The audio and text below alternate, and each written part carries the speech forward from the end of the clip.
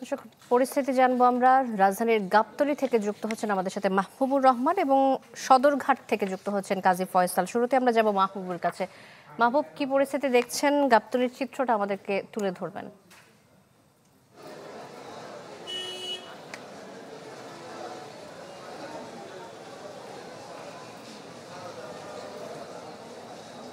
মাহবুব, শুনতে পাচ্ছেন? গাবতলী বাস টার্মিনালে যাত্রীদের ভিড় বাড়ছে, কারণ আর একদিন পরেই পবিত্র ঈদুল আজহা, যার জন্য যাত্রীদের ভিড় কিন্তু এখানে বেড়েছে। এবং আমরা এখানকার যাত্রী সাধারণের সাথে কথা বলেছি, তারা যেটি আমাদেরকে জানিয়েছেন সেটি হচ্ছে তারা কিন্তু টিকিট পাচ্ছেন না, কারণ এই আজকে যেহেতু ভিড় বেড়েছে যাত্রীদের বিগত কয়েকদিনের চাইতে, যার জন্য কিন্তু তারা টিকিট পাচ্ছেন না।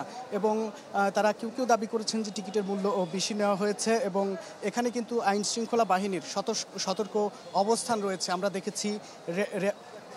আমরা দেখেছি যে র্যাবের এখানে টিম রয়েছে, এখানে পুলিশের টিম রয়েছে এবং এখানে যে ভিজিলেন্স টিম রয়েছে বিআরটি এর, তারা কিন্তু সার্বক্ষণিক এখানে সব কিছু আইন শৃঙ্খলা পরিস্থিতি স্বাভাবিক রাখার জন্য চেষ্টা করে যাচ্ছেন। আরও একটি বিষয় সেটি হচ্ছে যে শিডিউল বিপর্যয়ের যে বিষয়টি, এখানে যাত্রীদের সাথে আমরা কথা বলে যেটি জানতে পেরেছি, কয়েকজন যাত্রী আমাদেরকে অভিযোগ করেছেন যে গাড়ির যে শিডিউল বিপর্যয়, অর্থাৎ যে গাড়িটি 4টার দিকে যাওয়ার কথা ছিল সেটি কিন্তু তারা বলছে যে 7টার দিকে যাবে। এবং অতিরিক্ত ভাড়া আদায়ের যে বিষয়টি, সেটি কিছু কিছু ক্ষেত্রে দেখা গিয়েছে। আমরা কিছু কাউন্টারের সাথেও কথা বলেছি, তারা আমাদেরকে যেটি জানিয়েছে সেটি হচ্ছে তাদের যে ভাড়া ঢাকা থেকে এই গাবতলী বাস টার্মিনাল থেকে নাটোরের যে ভাড়া, সেই নির্ধারিত ভাড়ার চেয়ে 300 টাকা বেশি নেওয়ার যে প্রবণতা, সেটিও আমরা দেখছি। এবং বর্তমানে যেটি লক্ষ্য করছি যে বেলা যত বাড়ছে তত কিন্তু এই গাবতলী বাস টার্মিনালে যাত্রী সাধারণের ভিড় বাড়ছে, কারণ একদিন পরেই কিন্তু পবিত্র ঈদুল আজহা এবং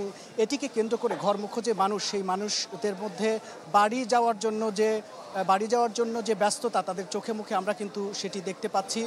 গাবতলী বাস টার্মিনাল থেকে আমার কাছে এই ছিল ঈদে বাড়ি ফেরা মানুষের সর্বশেষ খবর। মাহবুব, ধন্যবাদ আপনাকে। গাবতলী থেকে মাহবুবুর রহমান যুক্ত হয়েছিলেন। এবার আমরা সদরঘাটের চিত্র দেখে আসতে চাই কাজী ফয়সালের কাছ থেকে। ফয়সাল, মাহবুব যেমনটা বলছিলেন যে শিডিউল বিপর্যয় হচ্ছে, বাস টার্মিনালের মানুষের গন্তব্যে পৌঁছানোটা অনিশ্চিত হয়ে যাচ্ছে এবং অতিরিক্ত ভাড়া আদায় করা হচ্ছে। লঞ্চ ঘাটের কি অবস্থা? সাধারণত সন্ধ্যার সময়ে একটু বেশি মানুষের ভিড় থাকে, যেহেতু লঞ্চগুলো ছেড়ে যায়। ওখানে কি বাড়তি ভাড়া আদায়, মানুষের দুঃখ দুর্দশা, এরকম কোনো চিত্র কি আপনার চোখে পড়ছে কিনা?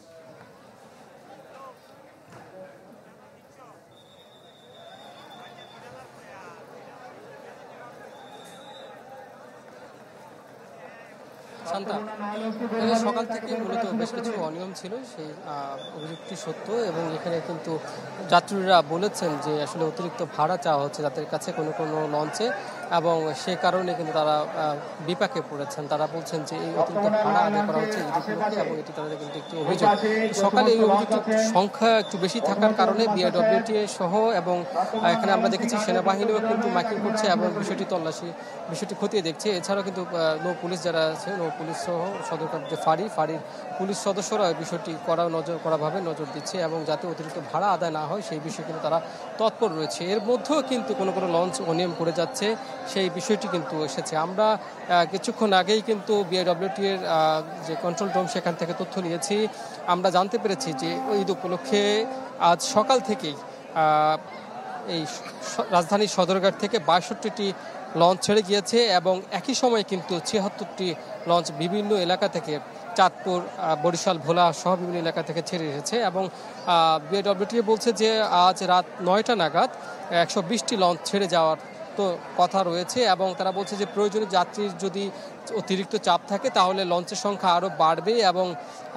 এবং এখানে আপনি দেখতে পাচ্ছেন যে এখানে দেখাই যাচ্ছে যে কি সংখ্যক যাত্রী কিন্তু এখানে ভিড় করেছে এবং বিভিন্ন লঞ্চে আমরা দেখেছি অনেকটা যাত্রী বোঝাই হয়ে গেছে, কিন্তু লঞ্চগুলো এখন থেকে আরও 2 থেকে 3 ঘন্টা পর কিন্তু ছেড়ে যাবে। ইতিমধ্যেই বিভিন্ন লঞ্চের যারা স্টাফ রয়েছেন তারা কিন্তু হাঁকডাক দিচ্ছেন যে যাত্রী পর্যাপ্ত সংখ্যক হলেই তারা লঞ্চটি ছেড়ে দিবেন।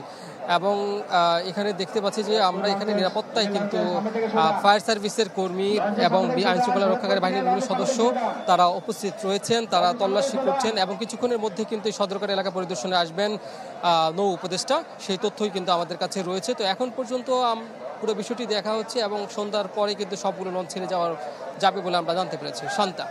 ফয়সাল, ধন্যবাদ আপনাকে।